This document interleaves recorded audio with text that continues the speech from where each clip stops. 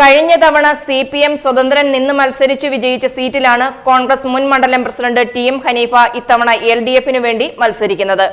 2022-23 കാലഘട്ടങ്ങളിലായാണ് ഹനീഫ കോൺഗ്രസിന്റെ പാർത്തോട് മണ്ഡലം പ്രസിഡന്റ് സ്ഥാനം വഹിച്ചിരുന്നത്. UDF ഭരണകാലത്ത് പഞ്ചായത്ത് വൈസ് പ്രസിഡന്റും മെമ്പറുമായിരുന്നു ഇദ്ദേഹം. ഇക്കുറി കേരള കോൺഗ്രസ് മാണി വിഭാഗം സ്ഥാനാർത്ഥിയായാണ് ഇദ്ദേഹം LDF-ന് വേണ്ടി മത്സരിക്കാനിറങ്ങുന്നത്. അഡ്വക്കേറ്റ് സെബാസ്റ്റ്യൻ കുളത്തുങ്കൽ MLA ഹനീഫയ്ക്ക് കേരള കോൺഗ്രസ് അംഗത്വം നൽകി. സ്ഥാനാർത്ഥി നിർണയത്തിൽ ജനാധിപത്യ മര്യാദകൾ ലംഘിക്കപ്പെട്ട സാഹചര്യത്തിലാണ് താൻ UDF-ഉം കോൺഗ്രസും വിട്ടതെന്ന് ഹനീഫ പറഞ്ഞു.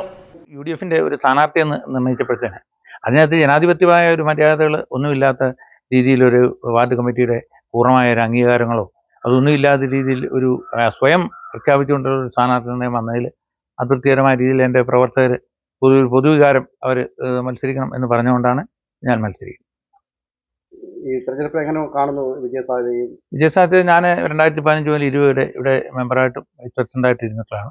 എൻ്റെ കഴിവിൻ്റെ പരമാവധി ഈ വാർഡിൻ്റെ വികസനത്തിന് വേണ്ടി ഞാൻ ചെയ്തു തന്ന പൂർണ്ണ വിശ്വാസം. അതിൻ്റെ ആ ഒരു ആത്മാർത്ഥ പ്രവർത്തകരുടെ ഭാഗത്തു നിന്ന് ആ സ്നേഹവും ബഹുമാനവും എനിക്ക് കിട്ടിയിട്ടുണ്ട്. തീർച്ചയായിട്ടും അത് തിരിച്ചും അവർ മനസ്സാക്ഷിയോട്ട് എനിക്ക് ചെയ്യുമെന്നാണ് പൂർണ്ണ വിശ്വാസം. കോൺഗ്രസിന്റെ UDF-ന്റെ ഭാഗത്തു നിന്ന് കടുത്ത അവഗണന നേരിട്ടു. ഒപ്പം തന്നെ സ്ഥാനാർത്ഥി നിർണയത്തിൽ അവർ ഇത് കാണിച്ചു. നമ്മുടെ പ്രവർത്തകർക്കെല്ലാം ഒരു അതൃപ്തി ഉണ്ടായി. അവരെന്നോടൊന്ന് പറഞ്ഞു. അങ്ങനെ യാദൃശ്യമായി സ്ഥാനാർത്ഥിത്വത്തിലേക്ക് നിങ്ങളുടെ ഒരു ഇത് വന്നു. കേരള കോൺഗ്രസ് എമ്മിന്റെ ഭാഗമായിട്ട് ഇനി തുടർന്ന് രാഷ്ട്രീയ പ്രവർത്തനം കേരള കോൺഗ്രസിന്റെ ഭാഗമായിട്ട് തുടർന്ന് പ്രവർത്തിക്കാനുള്ള തീരുമാനം.